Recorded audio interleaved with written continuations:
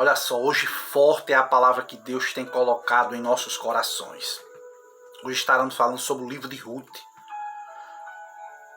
Você sabia que o livro de Ruth é um dos mais belos romances da Bíblia? É uma das joias mais ricas, encantadoras de toda a literatura mundial. Um homem chamado Lyon Morris chama o livro de Ruth de a história perfeita. Warren Wiersbe o chama de a história de amor. John Peter diz que esse livro, que contém apenas 85 versículos, é como um jardim embrinaldado de rosas perfumadas, cuja beleza e conteúdo jamais podem ser suficientemente enaltecidos. Um certo teólogo disse que nenhum poeta do mundo escreveu um conto tão belo como o livro de Ruth. O livro de Ruth fala da oportunidade de reconciliação de todas as nações estrangeiras que buscam abrigo debaixo das asas do Deus vivo. Quando Ruth se deita ali aos pés de Boaz. Em Boaz e Ruth, vemos que os israelitas e os gentios são personificados. O livro de Ruth é um livro tão forte que nós vemos um drama na família. Nós vemos no livro de Ruth um problema financeiro, uma crise financeira. Nós vemos ali um problema de imigração, de doença, de morte, de viuvez, de pobreza, de amargura contra Deus. Mas ao mesmo tempo, o livro de Ruth nos fala do poder, da força da amizade. Nós vemos no livro de Ruth a beleza da providência divina. Nós vemos a recompensa da virtude. É uma história cheia de emoções profundas, em que se destaca o poder do amor e a vitoriosa providência divina na vida daquelas mulheres. É um livro que tem um contraste muito forte com o livro de Juízes.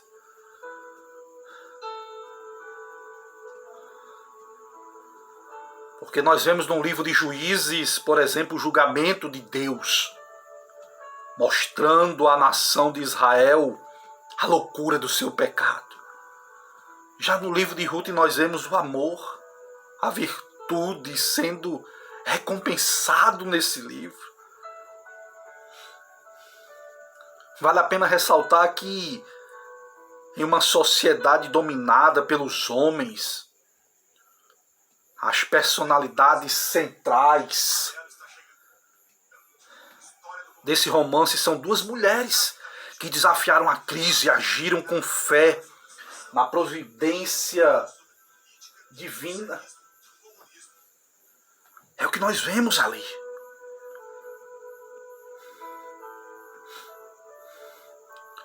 Vemos duas mulheres ali. A primeira, judia, idosa, pobre, viúva, sem filhos. Vemos também uma gentia, viúva, que se apegou à sua sogra e se converteu ao Deus de Israel.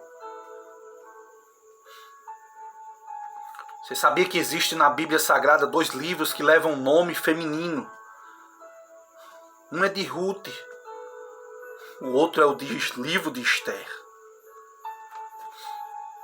São os 2 livros bíblicos que levam nomes de mulheres. Foi um livro que foi escrito no período mais turbulento da história de Israel, que foi o período de Juízes, um período de aproximadamente ali 350 anos. Nesse tempo o povo estava como um elevador, ora caminhando para cima, ora caminhando para baixo. O povo alternava a sua vida, oscilando em rebeldia contra Deus. Existia ali uma instabilidade política, um colapso moral, uma infidelidade espiritual, onde muitas vezes a volta para o seu Deus era de forma superficial. Muitas vezes buscavam a Deus para se ver livre das suas angústias, mas logo se afastavam quando Deus dava livramento àquele povo. Eles não estavam interessados em Deus, mas apenas neles mesmos. Buscavam a Deus com propósitos egoístas. Eles não queriam a Deus, mas apenas as bênçãos de Deus. Será que hoje muitas vezes não é assim? Não queremos Deus, mas as bênçãos que Ele pode nos proporcionar. As vidas deles estavam centradas neles mesmos e não em Deus. Na vida daquele povo existiam alguns problemas como outros deuses. Os cananeus da antiguidade, assim como muitos povos de hoje em dia, eles pensavam que a religião era a chave de prosperidade. Visto que a economia na época predominante era a economia agrícola. Para ser próspero passava de forma inevitável pela fertilidade da terra. Hoje é diferente. Hoje já existe a tecnologia e outros derivados. Na crença dos cananeus, o deus Baal era o dono da terra, aquele que controlava sua fertilidade. O ciclo regular da natureza e a fertilidade do solo era devido às relações sexuais entre Baal e a sua companheira Astarte. Era assim que eles criam.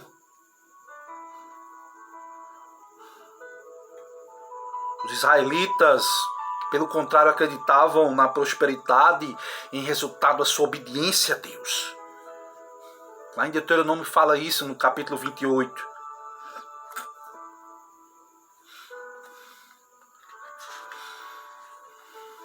Vemos ali o problema do mal, a apostasia que o povo provocava a ira de Deus.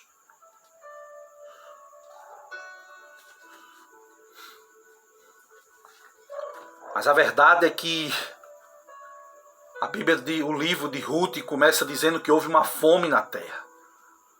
Houve uma fome em Belém de Judá.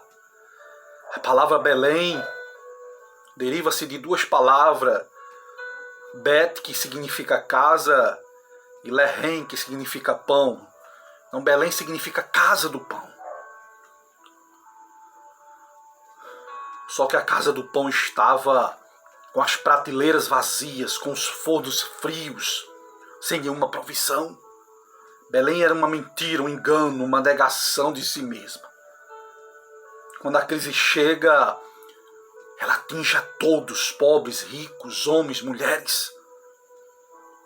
Elimeleque era um homem abastado, tinha terra, tinha os bens, mas a crise o atingiu, a fome o atingiu. Chegou à sua casa também. A fome não era apenas uma casualidade, nem mesmo um resultado de uma tragédia natural. A seca devastou os campos, fez mirrar a semente no ventre da terra, que cortou das despensas a provisão, que levava à mesa o desespero da fome. Era um juízo de Deus por causa da desobediência do povo. Sabemos que a obediência a Deus ela produz vida, mas a rebelião gera morte. A fome era a vara da disciplina de Deus. A fome também foi o que levou Elimeleque a descer para Moabe, para uma terra estrangeira. Foi a causa também que levou Abraão, a Jacó descerem para o Egito. Foi a causa que levou Isaac a Gerar, Foi a causa que levou Jesus a ser tentado no deserto. A realidade é que o pecado, meu amigo, tirou os anjos do céu. O pecado tirou Adão do paraíso.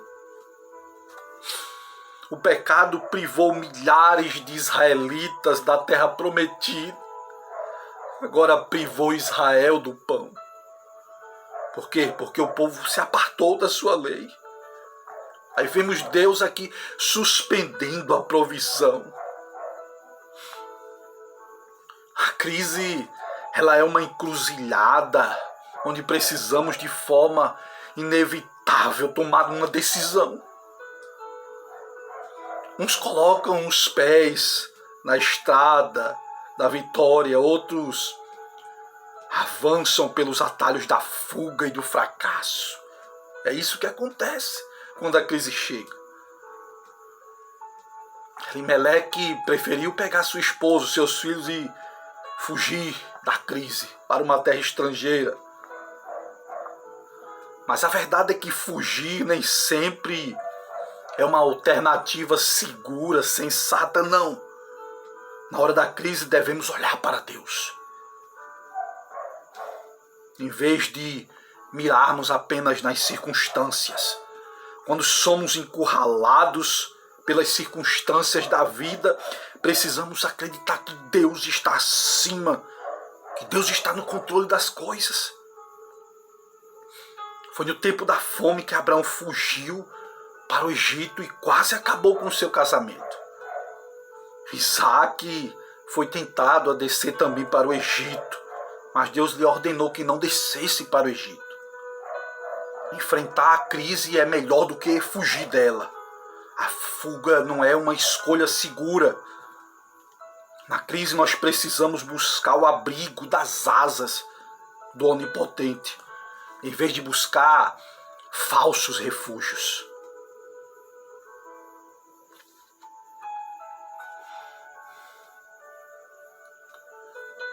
Essa família foram para Moabe em busca de sobrevivência e encontraram morte. Eles foram buscar pão, mas encontraram doença ali naquele lugar. Foram buscar vida e encontraram morte. A terra estrangeira não lhe garantiu segurança, não, mas o enterro. Vemos que aquela família enfrentou a crise da enfermidade. A doença é pior do que a escassez do pão. Saíram por causa da fome, mas não conseguiram escapar da doença. Vemos ali um lugar de morte. Elimeleque tombando numa terra estrangeira, deixando sua esposa órfã. A verdade é que a dor do luto é mais forte, é mais aguda do que a dor da pobreza. A escassez é menos dolorosa, meu amigo, do que a morte.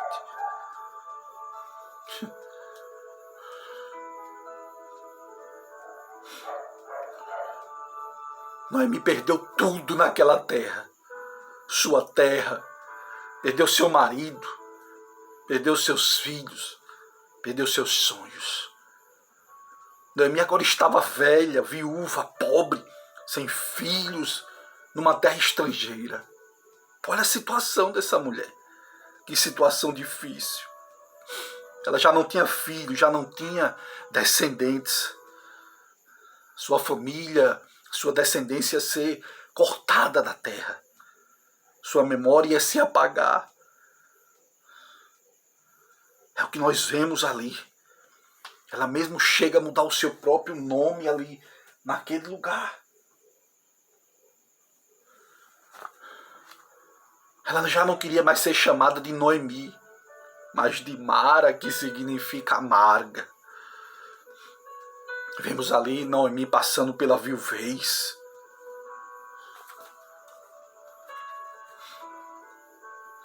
E nisso ela se revolta. Embora ela fosse uma mulher crente, cuja fé era intacta em Deus, Ela desenvolveu uma teologia errada acerca da providência divina. Ela já não acreditava no acaso, nem no determinismo cego. Ela achava que Deus estava despejando sobre ela o seu juízo. Mas não sabia que Deus tinha um plano sublime na vida dela. Deus tem um plano sublime para você que está passando uma luta agora. Deus tem algo maior a realizar na sua vida. É tempo de aprender a olhar para a vida com os olhos de Deus. O livro de Ruth é um reservatório de lições magníficas. São verdadeiros tônicos para a nossa alma. Precisamos aprender a olhar para a vida com os olhos de Deus. William Cooper certa vez disse: por trás de toda providência carrancuda esconde-se uma face sorridente. A Bíblia diz que todas as coisas cooperam para o bem daqueles que amam a Deus, daqueles que são chamados segundo o seu propósito. Podemos aqui ver algumas lições da teologia da soberania, da providência de Deus. Em primeiro lugar, nós vemos a providência de Deus. Ela sempre será maior do que a tragédia humana. Deus transforma o caos em cosmos. Deus transforma vales em mananciais. Deus transforma as nossas tragédias em cenários de esperanças. Ele enxuga as nossas lágrimas, acalma a nossa dor, coloca os nossos pés na estrada da mais esplêndida vitória. Deus escreveu um dos capítulos mais lindos da história, a partir da dor mais profunda de Noemi. O Eterno arrancou aquela pobre viúva do poço escuro da solidão, da pobreza, e a ergueu ao nível de mais venturosa das alegrias. Quando a nossa causa parece perdida com Deus, ela não está perdida. Quando julgamos que as circunstâncias suplantam toda a nossa esperança, o Deus que chama a existência as coisas que não existem nos faz triunfar no deserto das crises. A verdade é essa. Em segundo lugar, quando começamos a enxergar as circunstâncias da vida com os olhos de Deus, vemos que o amor de Deus não está relacionado a apenas uma família, apenas uma tribo, não. Mas o amor de Deus é universal. Deus prometeu abençoar todas as famílias da terra por meio de Abraão. Abraão, em ti serão benditas todas as famílias da terra. Todas, sem exceção de nenhuma. O amor de Deus engloba todos os povos. Não tem fronteiras, não. Ruth, uma moabita, uma estrangeira, foi incluída na linhagem ancestral do rei Davi, na genealogia do próprio Cristo. Ruth deixou seu povo, seus deuses, sua terra, seus parentes, se convertendo ao Deus Todo-Poderoso, e foi recompensada por causa disso.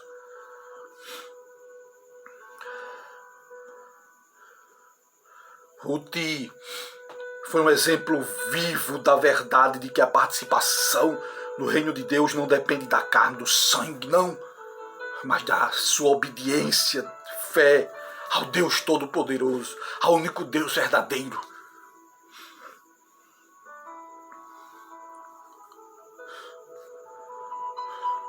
Um teólogo muito famoso chamado Champlin enfatiza a universidade do amor de Deus. Ele afirma que, embora houvesse uma nação escolhida, o Messias também serviria de luz para os gentios. Os livros de Jonas, de Ruth, atuam como se fosse João 3,16 do Novo Testamento. Vemos o amor de Deus aqui para com os estrangeiros. Em terceiro lugar, nós vemos que o poder do amor é mais forte do que os mais duros golpes da vida. O amor sempre vai ser mais forte do que qualquer golpe mortal que nós levamos às vezes. O amor de Ruth por Noemi é um farol que continua brilhando na história. Continua lançando luz no caminho da humanidade. Ruth faz uma declaração de amor à sua sogra que transcende mais acendrados votos de amor entre os amantes. Ela faz um juramento de amor à sua sogra, que era estrangeira, velha, viúva, pobre, desamparada. Ela segue com essa sogra por um destino conhecido, sem promessa, sem garantia de nada. Ela seguiu a sua sogra. Que amor! Ai, o amor é o único vetor que nos dirige os passos. Em quarto lugar, nós vemos que a amizade, meu amigo, ela é o fundamento sobre o qual os relacionamentos precisam ser edificados. A amizade de Ruth com Noemi é um oásis no meio do deserto.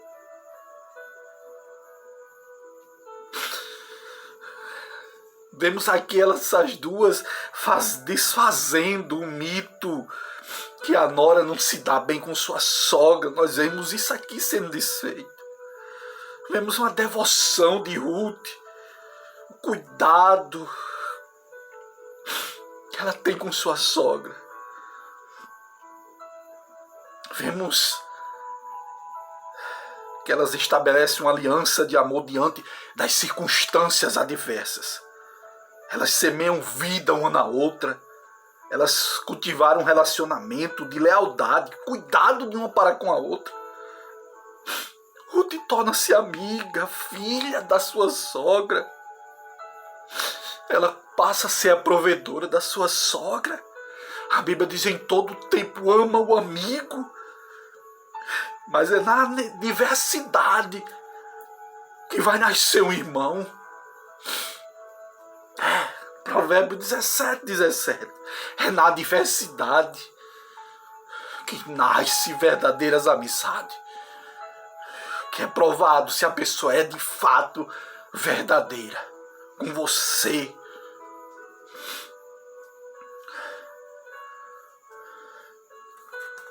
Que coisa linda a história dessas duas mulheres.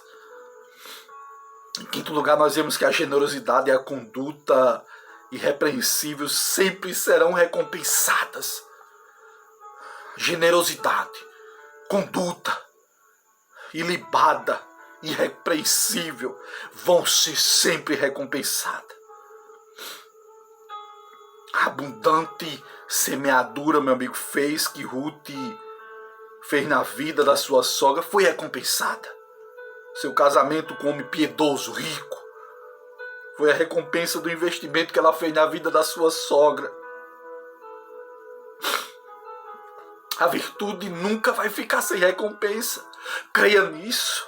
Vale a pena ser fiel. Quem semeia ainda com lágrimas colhe os seus frutos com alegrias, é o que a Bíblia diz. Quem semeia com fartura, com abundância, vai fazer a sua colheita. Se a recompensa não for acreditada nessa terra, com certeza vai ser acreditada no céu. Com certeza vai ser. Porque fiel é o que prometeu. Vemos uma amizade aqui verdadeira. Uma amizade que não se desfez na adversidade, não. Que não enfraqueceu também na prosperidade, não. Ruth não foi fiel somente à sua sogra na escassez, na pobreza, não, não. Ela continuou investindo na sua sogra. Depois de ter sido casada com um homem rico, as próprias mulheres de Belém diziam a Noemi que Ruth era melhor do que 7 filhos.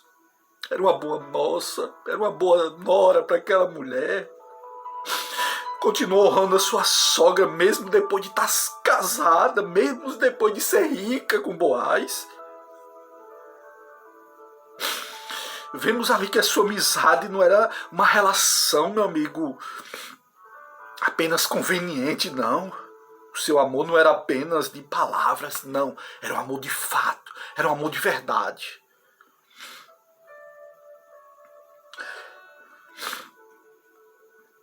Aprendemos que quando os nossos recursos acabam e nos tornamos totalmente desamparados, Deus nos aponta um remidor.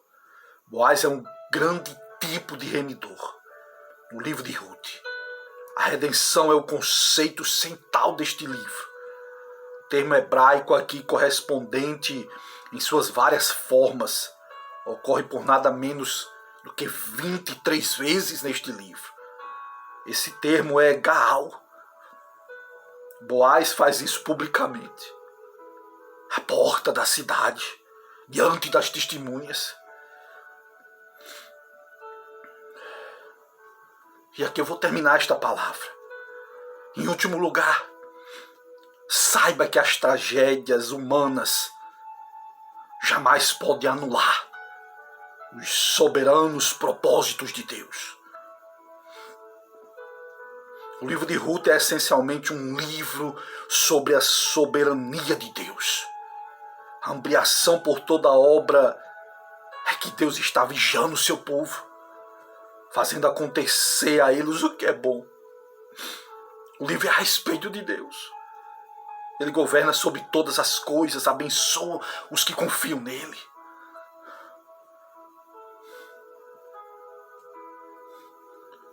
A morte de Elimeleque, de Malom, de Quilion não frustrou os propósitos de Deus. A viuvez, a pobreza de Noemi não fecharam as portas da providência divina.